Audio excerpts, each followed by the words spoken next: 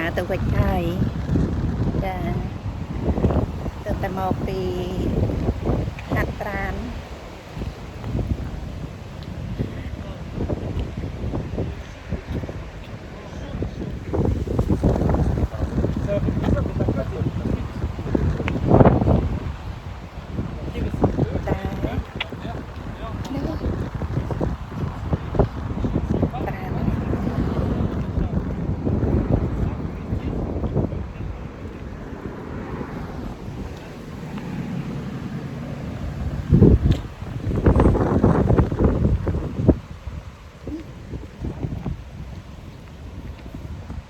ដល់ហាត់ប្រាណបងប្អូន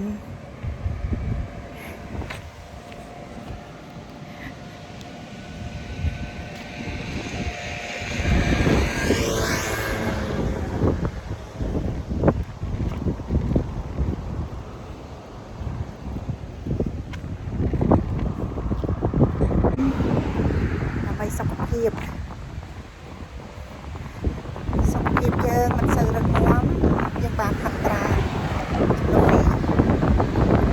យើងធ្វើការដាក់ជើងធ្វើការនឹងអង្គុយ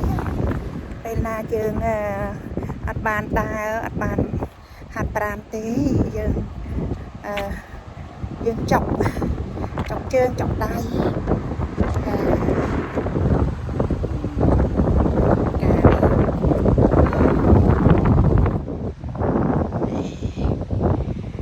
នេះគឺផ្លូវដើរនៅទីនេះគឺផ្លូវដើរផ្លូវឡានគឺគេធ្វើចែកដាច់ពីគ្នាដូច្នេះហើយបានថាមិនងាយមានបញ្ហាគ្រោះថ្នាក់អីទេវាមានមិនអត់ទេតែយូរមានម្ដងស្ទើរតែថាมันមានចាពិសេសមានបញ្ហានៅពេលដែលមានតកកធ្លាក់មកហើយដុំតកកនឹងវាខ្ពស់ចាតកកច្រើនខ្ពស់ចឹងទៅពេលឡានឬមួយក៏ឡានឈូតតកកហ្នឹងមើលអត់ឃើញហើយយើងដើរអត់បានមើលអីចឹងហើយគ្នាអត់បានមើលឃើញក៏ធ្លាប់មានបុកចាមានបុកគ្រោះថ្នាក់បាត់បង់ជីវិតដូចគ្នាតែគ្រាន់ថាជាកម្រចាអានេះថ្ងៃទេបើសិនជាល្ងាច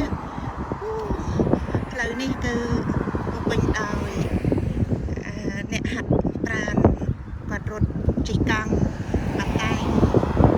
ចាទៅហើយ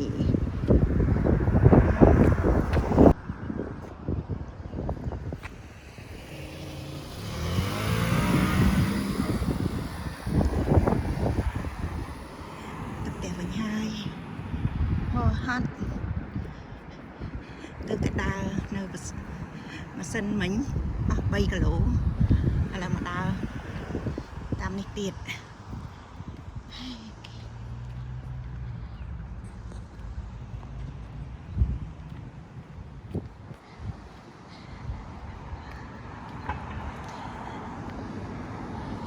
នេះគឺកាណាដាបើនិយាយទៅថាផ្ទះមិនថានៅកន្លែងណាទីណាទេគឺមើលទៅឃើញស្អាតនៅពេលតែខែក្តៅចាប់ដើមឡើងគឺថាម្នាក់ថែស្មៅចំការមើលទៅឃើញគ្រប់ផ្ទះមិនថាផ្ទះណាទេចាខ្ញុំអត់បានមើលឃើញភាពស្រស់បំព្រងហើយធម្មតានេះឃើញគាត់មកពីធ្វើការវិញហើយធម្មតាគាត់មានកូនមានអីចឹងមើលឃើញនៅទីនេះគឺការងារមមាញឹកណាស់អ្នកម្នាក់អត់មានពេលណែទេ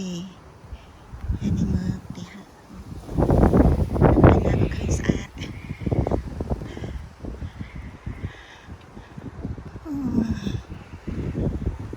đầu lỗ nè đào ở hồ máu này nè đào ở hồ máu từ hạt ran này chím mà máu tiệt ở bên máu hai thế này cha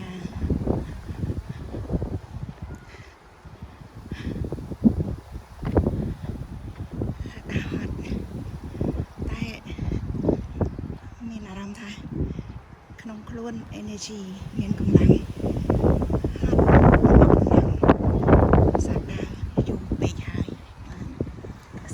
tranhពីរៀនហើយអូយមើលនេះ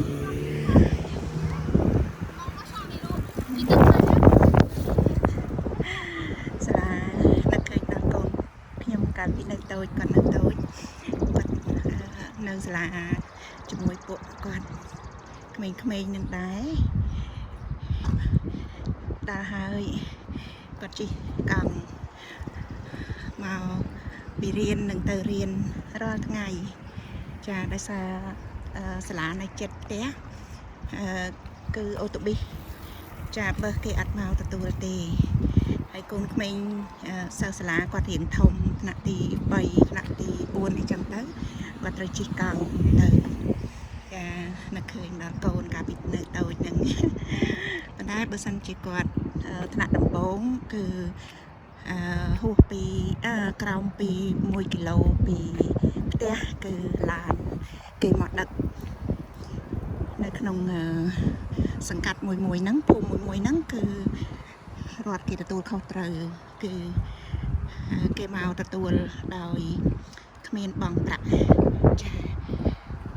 ឡើងមកដល់ប៉ាកមួយទៀតហើយចាំអត់បងប្អូនមើលប៉ាកចាព្រៃមួយទៀតហើយណា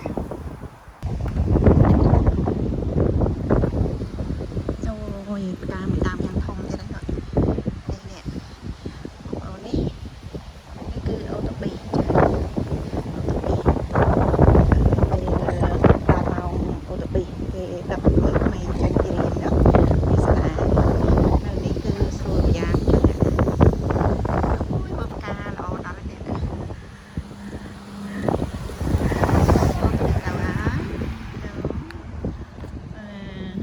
សម្រាប់សិស្សសាលាដែលគាត់ទៅរៀននៅកន្លែងឆ្ងាយហើយកន្លែងនេះគឺកន្លែងហាត់ប្រាណបើអត់ចាំទៅកន្លែងស៊ីមកន្លែងនេះមានហាត់ប្រាណដែរប៉ុន្តែយើងលើកដៃហ្នឹងនេះមកផ្លាក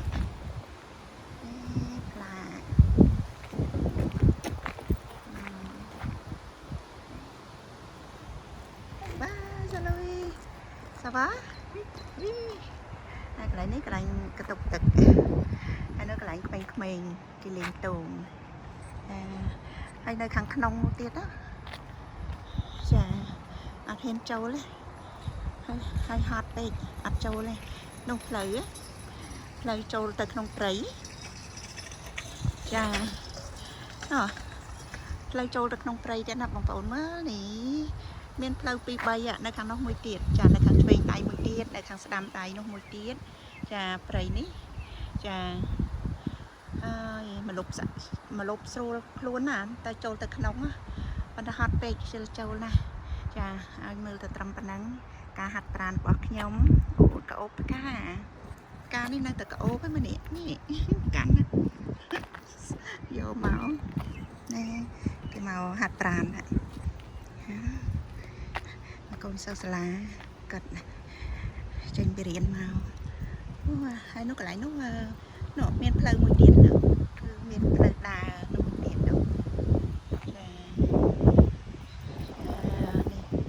ចានេះពីស៊ីនធំ